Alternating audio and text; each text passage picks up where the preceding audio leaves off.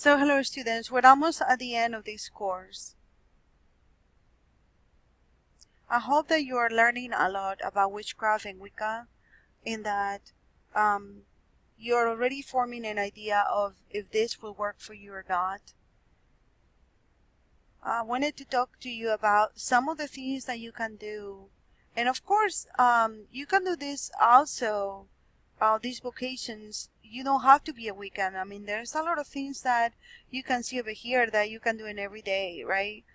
There's plenty of people that are activists or animal advocates that they are not Wiccan, practice witchcraft. But I think it's important to know that a lot of the people that are on these professions are probably mostly pagan, and you'll be surprised once you start asking and you start meeting people. You'll be surprised how many people. So of course witches are going to be activists by nature, because just we like to environmental issues, social justice or feminism legislation.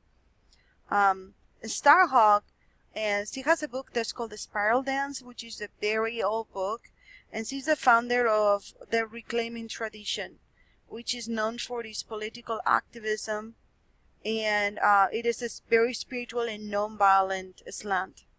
And this activism can also occur on the context of the judicial system. So then also animal advocates. Of course, we have familiars, and our energy is directed towards helping animals.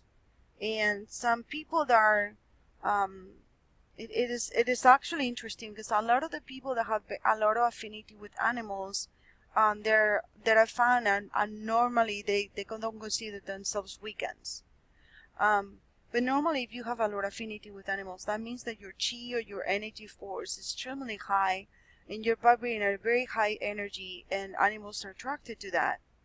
And so animal advocate is one of the animal rescue specialists or a veterinarian, educators and things like that. That would be a great spiritual vocation within witchcraft.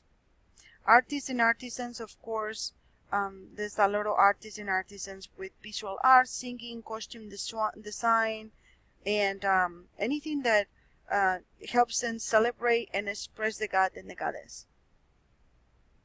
Now, one thing I never heard before, and I didn't know until I started doing research on it, was called Bard, B-A-R-D. And although there's not a formal designation for it, the Druids used to call themselves bards, and these are normally musicians or singers, storytellers, and other performing artists.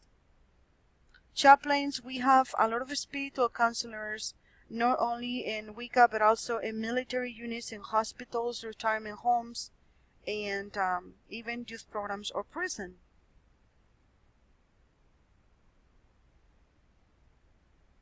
This, of course, requires a degree in counseling of theology and credentials such as those available through the Covenant of the Goddess, if you're interested.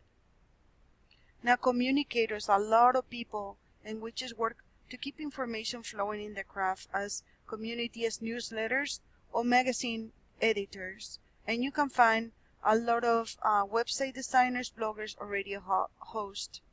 And community leaders, coven leaders, are usually known as high priestesses and high priest, and some are regarded as individual students or visionary leaders.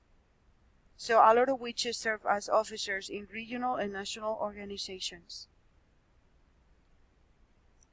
Now, when we call Death Walker, and people such as myself, because I have gone through training as actually through crystal pastoral training through a couple organizations here in the United States.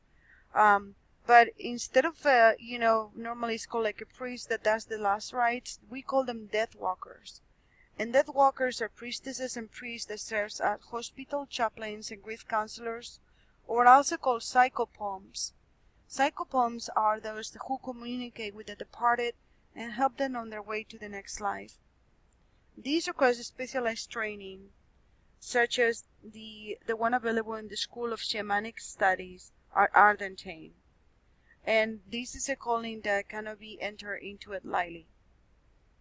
Diviner is people that have fascination or a skill for divination tools such as tarot cards, astrology, rune stones, palmistry, casting the bones, or other methods to help people find clarity when they're confused and learn more about themselves and their paths. Earthwalker, there's a lot of Earthwalker, and normally an Earthwalker is what you will consider to be almost like a social worker, in which is that embodies the key values of the craft in family relationships, career, and community service. Event organizers, of course, with all the national pagan festivals, pagan pride day celebrations, open Sabbats, and also guardian. So guardian is a broad term for those who protect the community from harm, and sometimes we call them watchers, sentinels, safety personnel, or security teams. We also have what we call Amazons, or peaceful warriors, and many of these train in martial arts and serve at pagan gatherings. So it kind of reminds me a little bit about what a warrior from medieval times will be, or a knight. The Order of Skathat is an international organization for those called to this role. And obviously healers, we said that a lot of Wiccans are called to the professions of healing and herbalist. And so we have plenty of physicians, assistants, doctors, and nurses in allopathic medicine, as well as Eastern and Oriental medicine, naturopaths, and spiritual healers and counselors. We need also, essential to the craft community, we have hostess, and although they're not often recognized and honored as they should be, without them we won't be able to provide hospitality for Coven meetings, arrange events, lodging, traveling, and things like that. Interfaith representatives are like community leaders. They interact with the clergy and educate them about witchcraft and work for the common good, and they do this with other religions. Magician, all witches practice magic, but some make the arts magical the focus of their lives, and they study thaumaturgy and theurgy. I can never say that word. So they do a lot of rituals of all kinds and spell crafting, and teach others how to perform magic ethically and effectively. There's a lot of merchants, and the merchants are kind of like the ones that have the metaphysical shops, and the ones that help with community centers to make contacts or take classes. Oracles or channels. Now, I consider this like a very small percentage of the Wiccan witch population. I don't think that, and this is just my personal opinion, I don't think that everybody that is a witch or pagan can be an oracle or channel. But you might hear different. But some witches develop the skill in the high art of aspecting, also called or known as throwing down the moon or assuming the god form. They said that they can establish a direct connection with deity and embody that divine personality. If you're watching Gaia.com, you can see in some of these interviews people or pagans that will do this. I personally have no experience, and I'm very skeptic because of my background, but I'm not saying that doesn't exist. So, and then of course ritualists, leaders, we have architects and landscapers. So we have people that actually create ritual circles, labyrinths, sacred gardens, shrines, temples, and medicine wheels all over the country. And there is one in Silbury Hill and Stonehenge in Britain, of course, and temples of Malta. And such projects require a deep knowledge of astronomy and sacred geometry. So The sacred fool, I consider the sacred fool not so much a vocation as it is an archetype.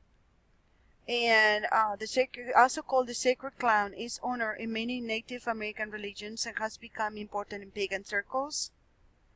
These witches embody the divine trickster at rituals and festivals, by clowning, telling stories, or mimicking those who deserve a little mockery. The fool or trickster is a teacher and a guardian of the community spirit. I see this as another possible archetype, which will be the storyteller. The scholar, such as myself. So every religion has researchers, scholars, and activists or archivists. The craft presents an unusual challenge for such folks, like, because of the prehistoric groups of our spiritual path were never recorded in writing, much of our early history was destroyed by missionaries eager to burn manuscripts, deface statues, and tear down ritual sites.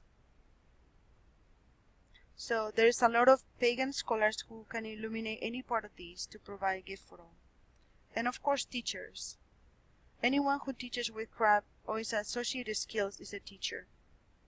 This includes teaching within the craft community or to youth, and by tradition teaching that leads to initiation as a witch is free.